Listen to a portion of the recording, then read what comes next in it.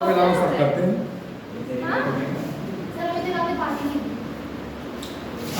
तो कल हमने देख लिया था कहाँ तक था। हमने कल रेडियस ऑफ nth ऑर्बिट निकाल लिया, ठीक। और हमने आर एन की वैल्यू बोली थी 0.53।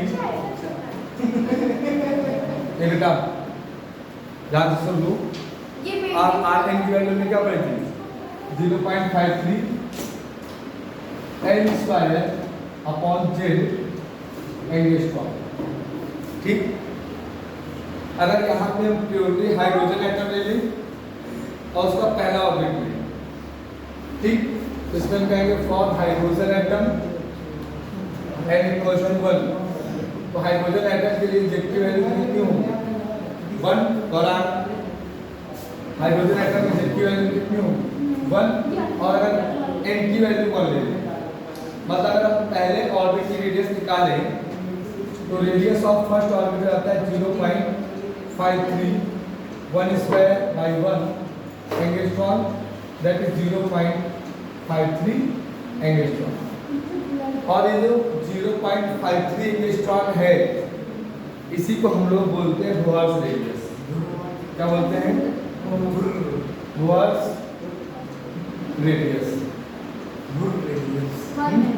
इसको क्या बोलेंगे? बोहर्स रेडियस बोलेंगे। इसको ए नॉट से रिप्रेजेंट करते हैं। किससे रिप्रेजेंट करते हैं? ए नॉट से। सिमिलरली अगर हम जाएंगे वेलोसिटी के लिए, तो ये रेडियस के लिए रिलेशन है। दूसरा velocity of electron in nth orbit of H like atom, ठीक। H लाइक एटम का मतलब है ऐसे एटम्स जिनमें सिर्फ एक इलेक्ट्रॉन होता है, उनको H बोलते हैं। नंबर ऑफ प्रोटॉन्स क्या कर सकते हैं? वेरी कर सकते हैं। तो इसका फार्मूला होगा Ze²/2h∈0 velocity in orbit, Ze²/2h∈0 और 1/n। थोड़ा सा और अच्छे से लिखिए तो E²/2h∈0 और Z/n। यहाँ से क्लियर होता है कि वेलोसिटी है जो वो प्रोपोर्शनल है जेड के, और वेलोसिटी है वो इन्वर्सली प्रोपोर्शनल है नंबर ऑफ ऑर्बिट के। मतलब जैसे जैसे नंबर ऑफ ऑर्बिट चेंज होगा वेलोसिटी क्या होगा? चेंज होगी, ठीक। तो ये हो गया velocity of an electron in nth orbit, ठीक। अब यहाँ से वेलोसिटी का एक्सप्रेशन जाके हम बोले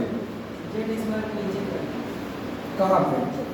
ये 2h∈0 जहाँ पे h प्लैंक्स कांस्टेंट, ठीक।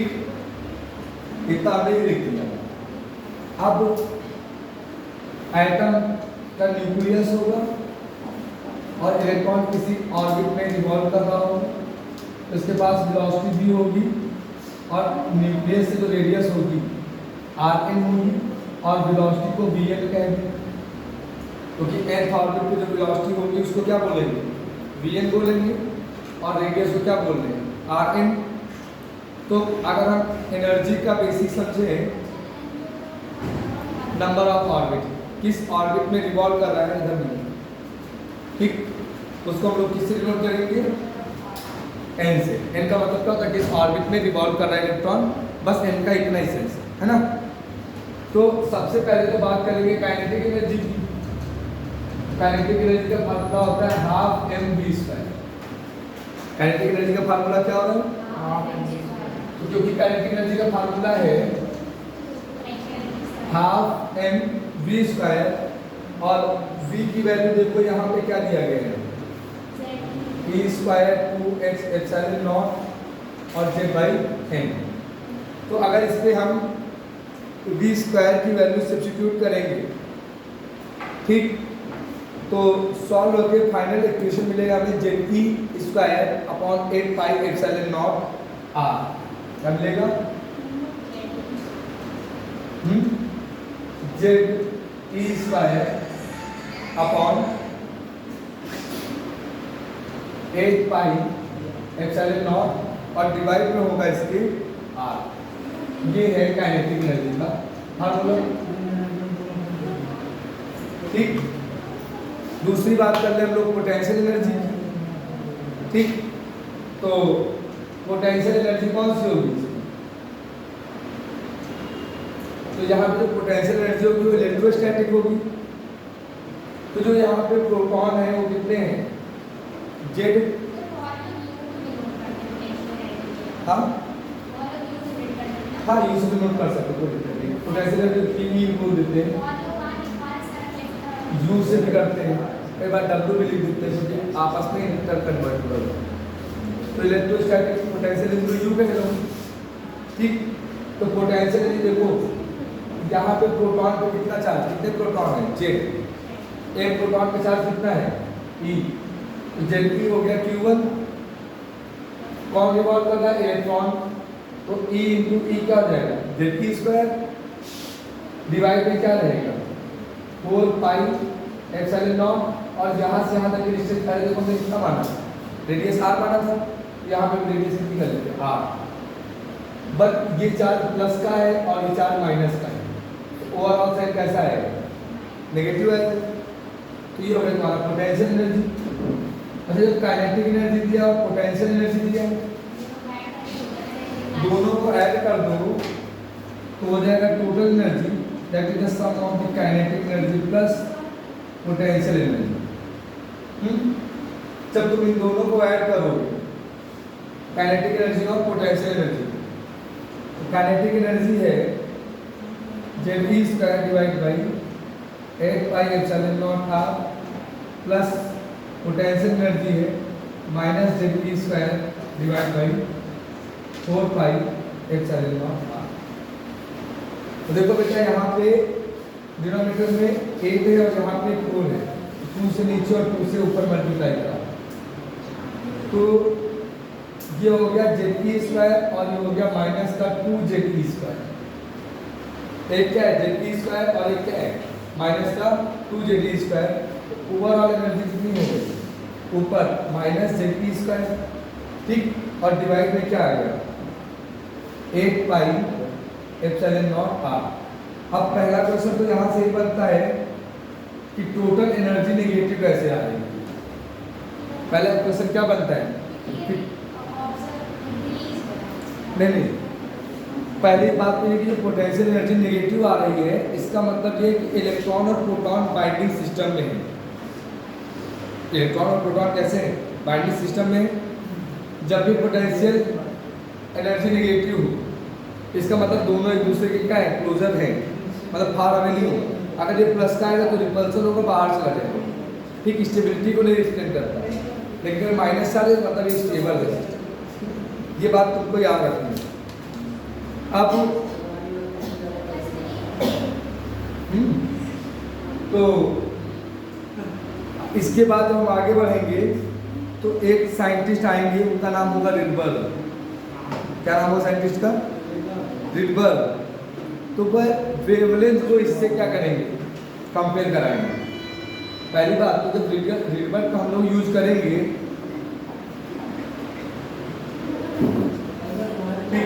अब इसके बाद देखो हेडिंग डालो, हेडिंग डालो energy of electron in nth orbit. Energy of electron in nth orbit. तो अब तुम्हें सारा काम इस वाले फार्मूले पे करना और एक तो रिलेशन देखना उस पे करना। तो En की वैल्यू होगी माइनस ऑफ 13.6 इलेक्ट्रॉन वोल्ट बात लगाएंगे Z square upon n square electron volt. एक तो एनर्जी का ये टर्म है, और अगर हम इसको जूल में कन्वर्ट करें, ठीक है, तो वो -2.12 करके आता है 10 पावर -18। हाँ, ये एनर्जी का, फिर आप तुमको ये यूज करते हैं। अब ये अगर इलेक्ट्रॉन वोल्ट में दिया है और जूल में कन्वर्ट करना है, मल्टीप्लाई कर दो, -13.6 को मल्टीप्लाई कर दो 1.6 टेन टू पावर ऑफ -19 से, Z square upon n square. Electron volt का मतलब यही होता है। हाँ देखो, तुम्हें याद रखना कि अगर इलेक्ट्रॉन वोल्ट से तुमको जूल में कन्वर्ट करना है, जो भी डेटा इलेक्ट्रॉन वोल्ट में दिया है उसको मल्टीप्लाई कर दोगे एक इलेक्ट्रॉन के चार्ज से। ठीक, इलेक्ट्रॉन का चार्ज कितना है 1.6 टेन टू पावर -19, तो इसको मल्टीप्लाई करके देखो कितना आ रहा है 13.6 मल्टीप्लाई बाई 1.6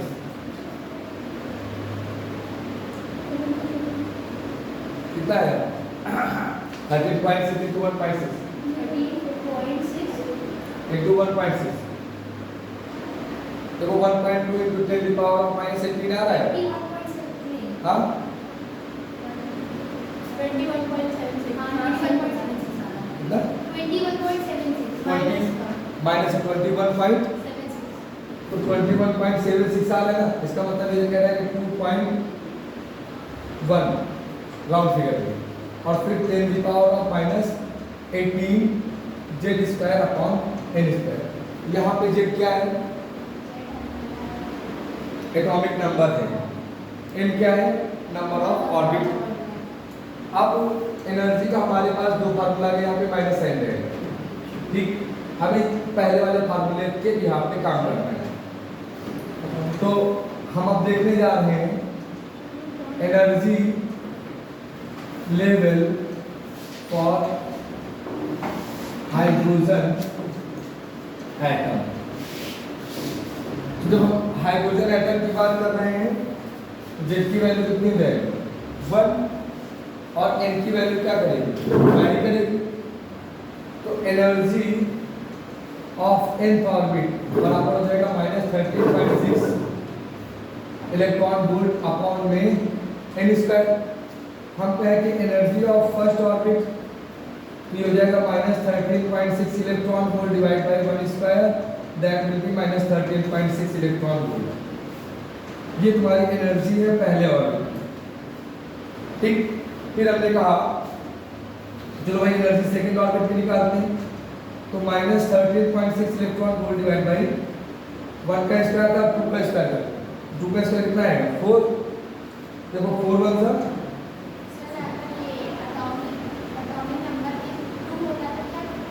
हम हाइड्रोजन की बात कर रहे हैं, तो हाइड्रोजन का एटॉमिक नंबर 1 ही रहेगा। हाँ, हमने यहाँ पे इसलिए लिखा कि एनर्जी लेवल फॉर हाइड्रोजन है। ठीक, तो हाइड्रोजन का जेड की वैल्यू कितनी होगी 1 होगी, हमारा पहला स्टेटमेंट है। हाँ 4 1 सा 4 और 4 3 सा 12। यहाँ पे देखो 1 बचेगा, यहाँ पे 6 पॉइंट देंगे और 4 4 सा 16। ये हो गया तुम्हारा -3.4 इलेक्ट्रॉन वोल्ट। ठीक, फिर हम कहें एनर्जी ऑफ थर्ड ऑर्बिट, तो हम कहेंगे -13.6 इलेक्ट्रॉन वोल्ट अपॉन 3 का स्क्वायर 9 1 सा 9 9 1 सा 9 बचेगा 4। ठीक, और 9 की टेबल पढ़ो, 9 5 सा 45 1 बचेगा। ठीक है, फिर हो जाएगा 9 1 सा 9, तो ये वैल्यू हो जाएगी -1.51 electron volt. Energy of fourth orbit देख लें।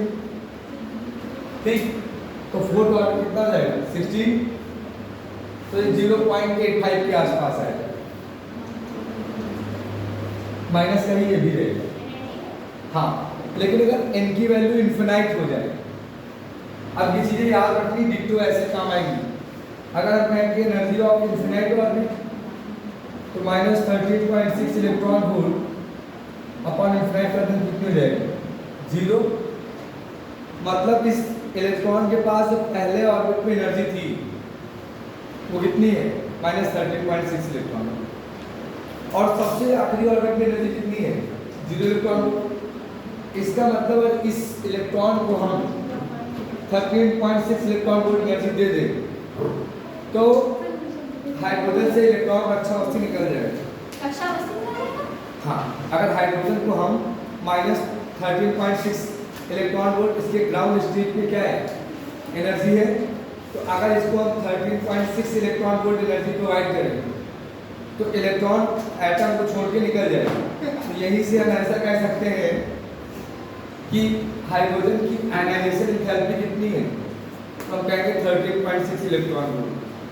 इसका मतलब हाइड्रोजन के इलेक्ट्रॉन को जब वो अपने ग्राउंड स्टेट पे हो, अब ग्राउंड स्टेट का मतलब वो पहले ऑर्बिट पे हो, तो हम अगर उसको 13.6 इलेक्ट्रॉन वोल्ट एनर्जी देंगे तो एटम से इलेक्ट्रॉन बाहर निकल जाएगा। That is also called ionization enthalpy. ठीक, अब इसमें आगे चलिए तो देखो, मान लेते हैं ये एनर्जी लेवल है, ये है पहले ऑर्बिट की एनर्जी E1 माइनस 13.6। ठीक, दूसरे ऑर्बिट की एनर्जी कितनी निकाली जाएगी, माइनस 3.4। अब मुझे ये बताओ कि दूसरे ऑर्बिट और पहले ऑर्बिट के बीच में एनर्जी का डिफरेंस कितना है।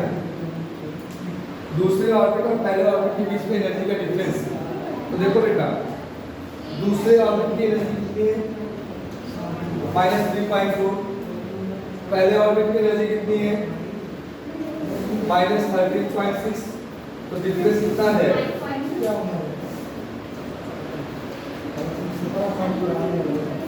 10.2 इलेक्ट्रॉन वोल्ट।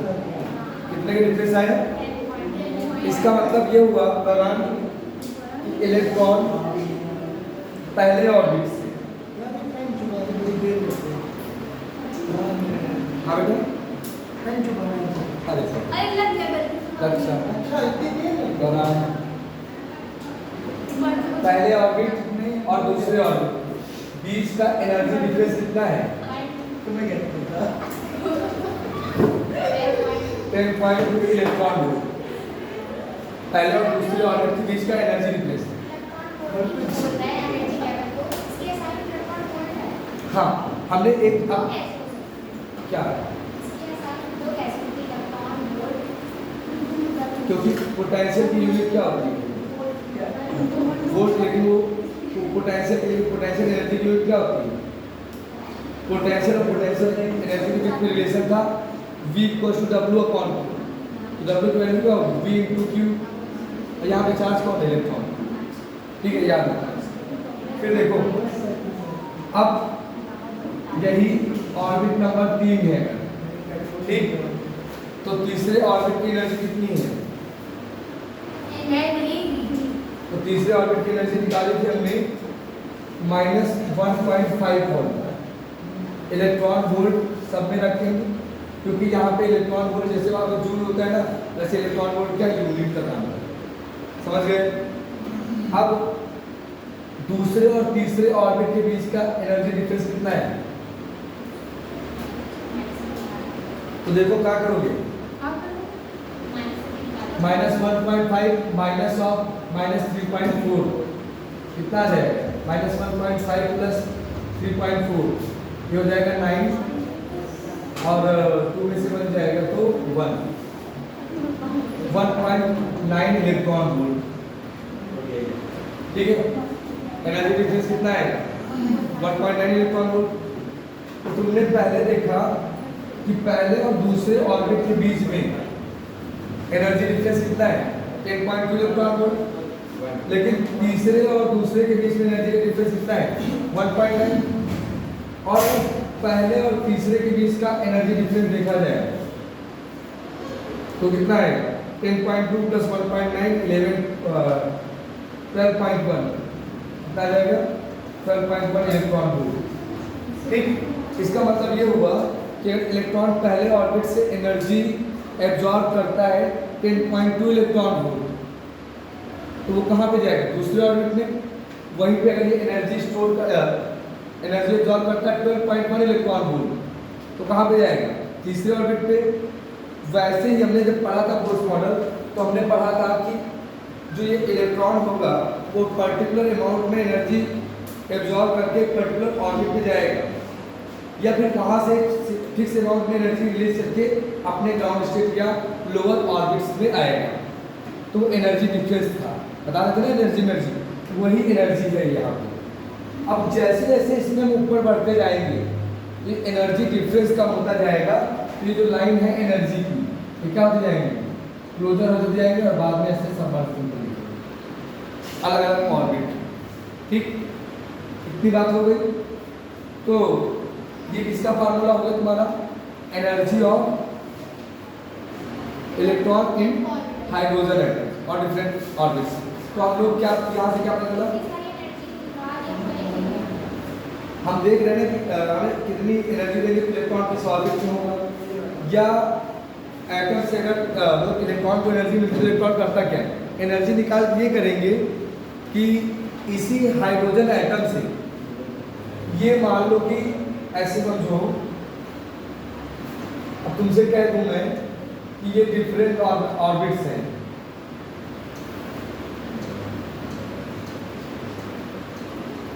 ऐसे इनके ऑर्बिट है। अब ये दूसरे ऑर्बिट से पहले ऑर्बिट पे आएगा तो क्या वेवलेंथ होगी, तुमसे मैं पूछ सकता हूँ। तुमने उस वाले चैप्टर पढ़ा था पहले, उसकी जस्ट पहले वाले चैप्टर में कि वेवलेंथ का एनर्जी से रिलेशन था ना, हाँ उसमें पढ़ा था ना एनर्जी का वेवलेंथ से रिलेशन।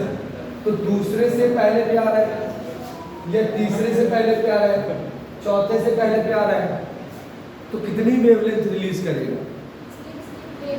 हाँ, तो वो वेवलेंथ किस पे डिपेंड करेगी, एनर्जी पे। ठीक है, वेवलेंथ किस पे डिपेंड करेगी, एनर्जी पे। हमने एक बात पीछे और भी पढ़ी थी, जो एनर्जी है डेल्टा क्यू, उसको हमने कहा था एच न्यू। क्या था, क्या बोला था हमने, एच न्यू। अब इसी में एक साइंटिस्ट आते हैं, उनका नाम हो जाता है रेडबर्ग। अभी जो एनर्जी है ना, अब जैसे एटम ने अपना इलेक्ट्रॉन क्या करा, मतलब कि किसी इलेक्ट्रॉन ने एनर्जी को एब्जॉर्ब करके एक्साइटेड स्टेट में गया, मतलब पहले दूसरे तीसरे चौथे पांचवें छठे ऑर्बिट में गया, तो क्या डी एक्साइटेशन नहीं होगा। तो जब डी एक्साइटेशन होगा तो इलेक्ट्रॉन कहाँ कहाँ पे आ सकता है, पहले ऑर्बिट में, दूसरे में, तीसरे में, चौथे में। तो अगर हम पहले यही बात कर लें कि जब इलेक्ट्रॉन का डी एक्साइटेशन होगा तो इलेक्ट्रॉन कहाँ कहाँ पे आ सकता है।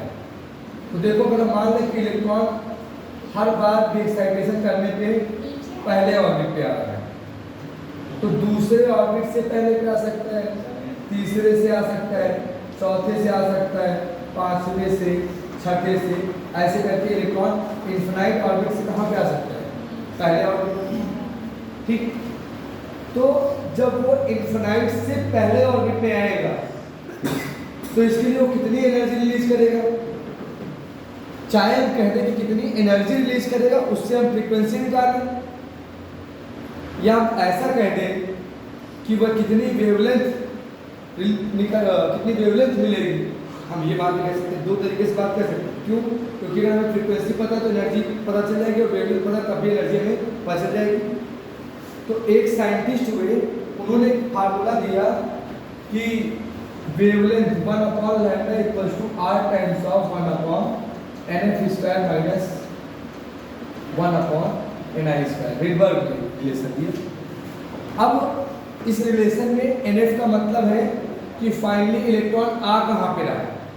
अब ये जब हम कब की बात कर रहे हैं, जब कोई इलेक्ट्रॉन अपनी एनर्जी रिलीज करेगा, जब कोई इलेक्ट्रॉन अपनी बेटा सुनो, जब कोई इलेक्ट्रॉन एनर्जी रिलीज करेगा तो कौन से ऑर्बिट पे आएगा।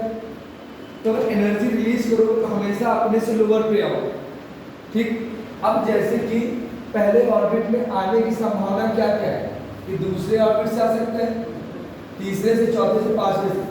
वैसे एनर्जी रिलीज करके दूसरे ऑर्बिट पे आने की संभावना क्या है, कि वो तीसरे ऑर्बिट में हो, चौथे ऑर्बिट में हो, पांचवें ऑर्बिट में हो, छठे ऑर्बिट में हो, सातवें ऑर्बिट में। अच्छा, हमने एक चीज ये देखी थी कि पहले और दूसरे ऑर्बिट के बीच का एनर्जी डिफरेंस क्या था। पहले और दूसरे ऑर्बिट के बीच का एनर्जी डिफरेंस बहुत हाई था, दैट इज 10.2 इलेक्ट्रॉन वोल्ट। जबकि वहीं पे दूसरे और तीसरे के बीच का एनर्जी डिफरेंस क्या था, कम था। अब तीसरे और चौथे के बीच का जो एनर्जी डिफरेंस था वह और भी कम था। इसका मतलब अगर कहीं से इलेक्ट्रॉन पहले ऑर्बिट पे आता है तो वेवलेंथ क्या होगी, लीस्ट होगी, क्योंकि जब एनर्जी डिफरेंस मैक्सिमम होगा तो वेवलेंथ मिनिमम होगी, मतलब फ्रीक्वेंसी मैक्सिमम होगी। तो अगर हम कहीं से पहले ऑर्बिट पे आते हैं, कहीं से भी हम पहले ऑर्बिट पे आते हैं, तो उसको हम लोग बोलेंगे लाइमन सीरीज। क्या बोलेंगे? Lyman series. और लाइमन सीरीज में ये मतलब होगा NH की वैल्यू कितनी होगी? 1। लाइमन सीरीज में फाइनल ऑर्बिट कौन सा होगा? 1 होगा। तो अगर मैं इसको लिखूं 1 lambda equals to r times of 1/1 square minus 1/ni²। अब लाइमन के लिए जो इनिशियल ऑर्बिट होगा वह कौन सा हो सकता है? दूसरा, तीसरा, चौथा, पांचवा, ऐसे करके इन्फिनाइट। ठीक, लाइमन के लिए इनिशियल ऑर्बिट कौन सा हो सकता है? दूसरा, तीसरा, चौथा, पांचवा, छठा, ऐसे। क्यों? क्योंकि हम लोग इमिशन वो पढ़ रहे हैं। लाइट इमिट एनर्जी क्या कर रहा है? इलेक्ट्रॉन इमिट कर रहा है, रिलीज कर रहा है। हाँ, अगर हम फाइनली पहले ऑर्बिट पे आ रहे हैं तो लाइमन सीरीज, दूसरे ऑर्बिट पे आ रहे हैं तो बाल्मर सीरीज, तीसरे ऑर्बिट पे आ रहे हैं तो पास्चर सीरीज, चौथे पे आ रहे हैं तो लाइमन, बाल्मर, पास्चर, ब्रैकेट, पीफूल, ऐसे भी आता है। बट उनको 3 याद रखने, लाइमन, बाल्मर, पास्चर। ठीक, इसमें जो लाइमन और बाल्मर है ये दोनों ही अल्ट्रा वायलेट रीजन में आते हैं, और जबकि तुम्हारा पास्चर, ब्रैकेट, पीफूल ऊपर वाले इंफ्रारेड रीजन में आते हैं। ठीक, क्योंकि ऊपर वाले के बीच में एनर्जी डिफरेंस बहुत कम होगा। ठीक, तो वेवलेंथ का एनर्जी डिफरेंस कम है तो यूवी का ज़्यादा एनर्जी का है, इंफ्रारेड उससे कम है। तो और जितना ज़्यादा वेवलेंथ बढ़ता जाएगा एनर्जी ज़्यादा कम होती जाएगी। तो अब हम पहला केस करते हैं इसमें कि एक बार इनकी वैल्यू हम प्लेस कर देते हैं 2। इनकी वैल्यू कहाँ से ले सकते हैं? 2 से ले सकते हैं। तो n की वैल्यू 2 रखें तो 1 लैम्डा इक्वल्स टू, यहाँ पे जो r लिखा है ना, ये r तुम्हारा है रिडबर्ग कांस्टेंट। r की वैल्यू को क्या बोलते हैं? Rydberg constant. और रिडबर्ग